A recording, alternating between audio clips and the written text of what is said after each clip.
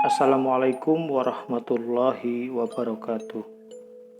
Selamat malam dan selamat jumpa kembali dengan saya di Wengi Channel. Episode malam kali ini saya akan membawakan cerita nyata yang dikirim oleh salah seorang pendengar setia Wengi Channel yang tidak mau disebutkan namanya. Bagaimana ceritanya? Mari kita mulai.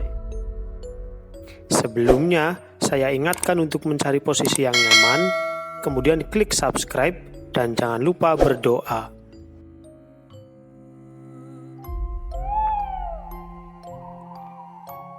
Selamat malam Bang, salam Wengi. Saya akan menceritakan pengalaman seram yang dialami oleh saya sendiri saat sedang melakukan pendakian di Gunung Slamet bersama dengan pacar saya. Kami diganggu oleh makhluk halus penghuni Gunung Slamet akibat ulah kami yang melakukan perbuatan tak senonoh saat ngecamp. Langsung saja, cerita dimulai pada saat libur semester tahun 2019. Saat itu saya memutuskan untuk berlibur bersama dengan pacar saya. Sebut saja namanya Susanti. Liburan kali ini kami berencana untuk mendaki Gunung Slamet melalui jalur Blambangan, Purbalingga. Jalur ini dipilih karena memang rutenya yang sangat pendek dan memakan waktu paling sedikit untuk mencapai puncak dibanding dengan jalur lainnya. Sebelumnya, saya sempat mengajak salah seorang teman Susanti, tapi karena mungkin tidak enak, ditambah saya adalah pacar Susanti, akhirnya dia memutuskan untuk tidak ikut. Kami pun berangkat hanya berdua. Sebelum berangkat, kami menyiapkan semua perlengkapan yang dibutuhkan untuk bekal 2 hari, karena rencananya kami akan ngecamp selama 2 hari 1 malam di sana. Persiapan yang kami siapkan yaitu mulai dari tenda, peralatan memasak, logistik, P3K, dan kebutuhan lainnya. Setelah siap, kami pun sepakat untuk berangkat di hari Sabtu pagi. Keesokan harinya, tepat pukul 6 pagi, hari Sabtu 16 Februari 2019, saya dan Susanti berangkat dari kampus kami di Purwokerto menggunakan minibus. Perjalanan dimulai dari Terminal Purwokerto menuju Terminal Bobotsari yang memakan waktu sekitar 1 jam. Dari Terminal Bobotsari, kami naik angkot menuju base camp jalur Blambangan. Sesampainya di base camp, kami langsung menuju pos administrasi untuk melakukan registrasi dan pengecekan barang bawaan. Di situ terlihat ada 2 regu yang sudah selesai melakukan registrasi dan mulai mendaki. Katanya mereka dari Jakarta dan Surabaya. Yang dari Jakarta ada 7 orang, 2 orang perempuan, 5 orang laki-laki. Dan yang dari Surabaya ada 4 orang, semuanya laki-laki. Hanya kami berdua, laki-laki dan perempuan. Setelah selesai melakukan registrasi, sekitar jam 9 kami mulai berangkat. Singkat cerita, setelah beberapa jam kemudian, kami berdua pun sampai di pos 5. Kebetulan hari sudah mulai sore, akhirnya kami memutuskan untuk beristirahat di pos 5. Saya mulai mendirikan 2 tenda, 1 tenda untuk tidur saya dan 1 tenda di sampingnya untuk tidur Susanti. Setelah tenda berdiri, saya mencari kayu bakar dan Susanti mulai memasak nasi beserta lauknya. Setelah makanan siap, Susanti memanggil saya. "Mas, ayo makan, sudah siap." "Iya." Saya bergegas menuju tenda Susanti dan menaruh kayu bakar di depannya. Kemudian saya duduk di samping Susanti untuk makan dengan lahap. "Gimana Mas?" tanya Susanti. "Gimana apanya?" saya tanya balik. "Ih, maksudnya enak enggak makanannya?" Susanti mulai manja. "Enak sih, tapi lebih enak kalau ada plus-plusnya, he." "Maksudnya?" tanya Susanti kebingungan. Saya langsung mendekat ke Susanti dan mencium keningnya. Susanti terdiam sejenak dan kemudian tersenyum malu. Padahal biasanya kalau saya berbuat senonoh, dia pasti marah. Kali ini tidak. Dia malah semakin terlihat manja ke saya. Mungkin karena kita hanya berdua dan tak seorang pun yang melihat kami. Setelah selesai makan, Susanti membereskan tempat makan dan kami menaruh barang bawaan kami ke dalam tenda masing-masing. Matahari mulai terbenam. Langit sudah terlihat gelap, suasana pun mulai terasa dingin dan saya langsung membuat api unggun untuk menghangatkan tubuh. Tak lupa saya menyiapkan air hangat untuk membuatkan kopi. Susanti pun keluar dari tendanya dan kami meminum kopi bersama sambil mengobrol kesana kemari. Obrolan itu kemudian menjadi sangat intim. Saya dan Susanti mulai bermesraan. Tangan Susanti menggandeng tangan saya dan kepalanya bersandar di pundak saya. Sesekali saya mencium keningnya, Susanti pun hanya pasrah. Saat hendak mencium bibirnya, tiba-tiba dari belakang tenda terdengar seperti ada seseorang yang sedang berjalan. Susanti pun kaget dan melepas tangan saya. "Ada orang, Mas," kata Susanti gugup. "Mana ada malam-malam gini orang lewat, kan sepi," kata saya kesal. "Ih, coba sana lihat ke belakang tenda," Susanti menyuruh saya. Saya pun berdiri dan berjalan ke belakang tenda, tapi tak ada seorang pun. Akhirnya saya kembali duduk di samping Susanti dan kami mengabaikannya. Selang beberapa menit, suara itu terdengar lagi disertai dengan suara tawa anak kecil. Bulu kuduk saya waktu itu berdiri. Kami berdua ketakutan. Ditambah cuaca pada waktu itu mulai gerimis. Akhirnya kami memutuskan untuk masuk di tenda masing-masing. Belum lama kami masuk tenda, tiba-tiba hujan turun dengan lebat. Susanti yang ketakutan akhirnya memutuskan untuk tidur satu tenda dengan saya.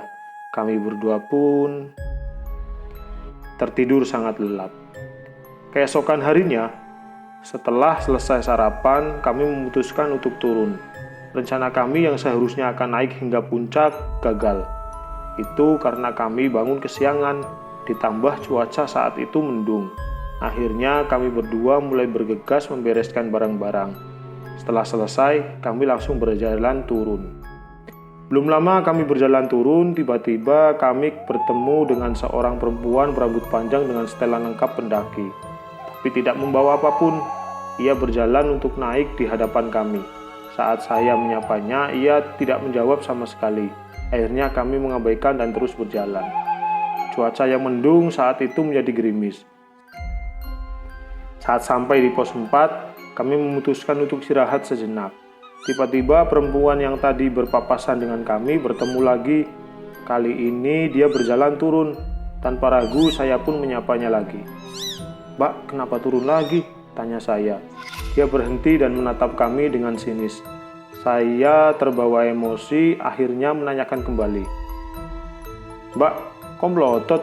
Kenapa? Ada masalah?" "Udah Mas, biarin," kata Susanti menyuruh saya untuk tenang. Kemudian perempuan itu berjalan lagi untuk turun hingga tak kelihatan karena terhalang oleh pepohonan. Setelah capek terasa hilang, kami pun melanjutkan perjalanan dengan mengikuti jalur turun yang dilewati oleh perempuan tadi. Beberapa jam kemudian, kami malah berjalan kembali ke jalur dari pos 5 menuju ke pos 4. Susanti tersadar dengan suasana jalur itu dan menanyakannya ke saya. "Mas, perasaan ini jalan ke pos 4, kok kita kesini lagi ya?" "Apa iya? Coba kita jalan dulu," jawab saya sambil terus berjalan. Tiba-tiba kami kembali sampai di pos 4. Susanti pun berkata, "Tuh kan Mas, ini pos 4 lagi." "Loh, kok bisa ya? Coba yuk kita jalan lagi," kata saya yang dengan rasa penasaran.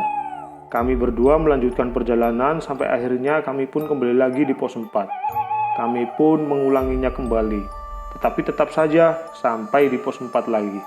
Susanti yang ketakutan kemudian menangis. "Mas, udah capek. Kok kita bolak-balik terus?" kata Susanti sambil menangis. "Ya sudah, kita istirahat ya. Nanti juga ketemu jalannya," jawab saya mencoba menenangkan Susanti. Padahal saya juga sama-sama panik. "Ini sudah malam, Mas. Kalau kita kesasar gimana?" tanya Susanti yang masih menangis. "Nggak bakal. Nanti kita coba jalan lagi besok ya. Sekarang istirahat dulu di sini. Udah tenang, jangan nangis." Saya merangkul pundak Susanti agar tenang. Setelah dia berhenti menangis, saya langsung mendirikan satu tenda untuk bermalam di pos 4. Setelah tenda berdiri, Susanti saya suruh masuk untuk beristirahat. Malam itu kami tidak makan karena bekal yang kami bawa sudah habis. Saat itu hanya tersisa satu botol air dan satu minuman energi yang saya buatkan untuk Susanti. Tidak ada makanan sama sekali, saya pun merasa lapar. Untuk menghilangkan rasa jenuh karena lapar, saya memutuskan untuk mencari kayu bakar. Saat sedang mencari kayu bakar, saya melihat ada bayangan perempuan berambut panjang dan mengenakan pakaian serba putih seperti kuntilanak di balik pohon di depan saya. Saat saya mengedipkan mata, bayangan itu menghilang. Saya takut dan bergegas berbalik badan untuk membawa kayu bakar yang sudah saya dapatkan. Tiba-tiba, kuntilanak tersebut ada tepat di hadapan saya dan tertawa dengan sangat kencang.